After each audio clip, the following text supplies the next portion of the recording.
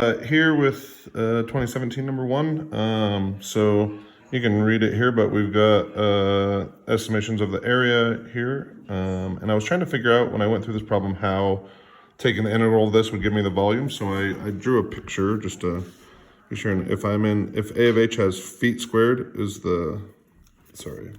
if feet is in and feet squared is out on the function, then when I take the area under here, when I take those feet times those feet squared, I'm going to get feet cubed, which is going to give me the volume. So I don't have to know that to do part A and B, but eventually I do.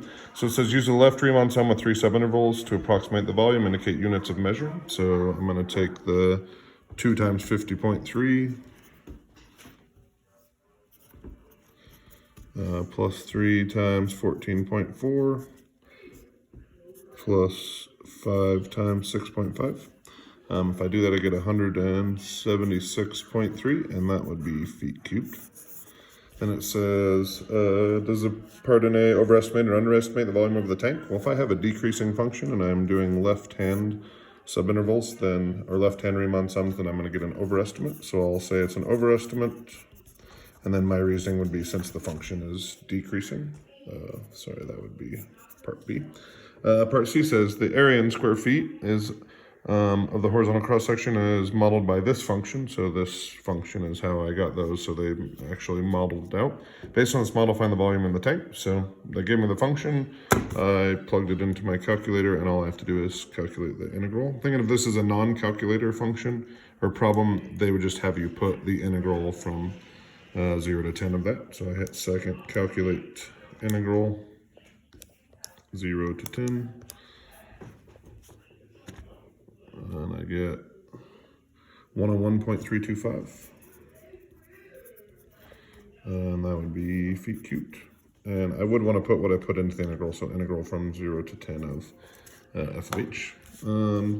Last one, part D, says water is pumped in the tank. When the height of water is 5 feet, the height is increasing at a rate of that per minute. Using the model, find the rate at which the volume of the water is changing with respect to time when the height of the water is 5 feet. So if I say the volume of the water is equal to the integral, and this again is a pretty tough one, so if you're not trying to get a 5, probably just let that one be. So if I want to find dv dt, I first got to take dv with respect to h, okay?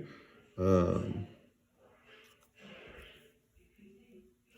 then I got to take dh with respect to time, so I can get those, and I get the change in volume with respect to time. Again, this isn't a thing we've covered super in depth, so dv dt will be, if I take the derivative of that, will just be f of h, and then dh dt is 0.26, so f of h means I would have to go into this function and plug in a 5, since that's what we're interested in, and if I do that, I end up getting that number times 0.26 is 1.694.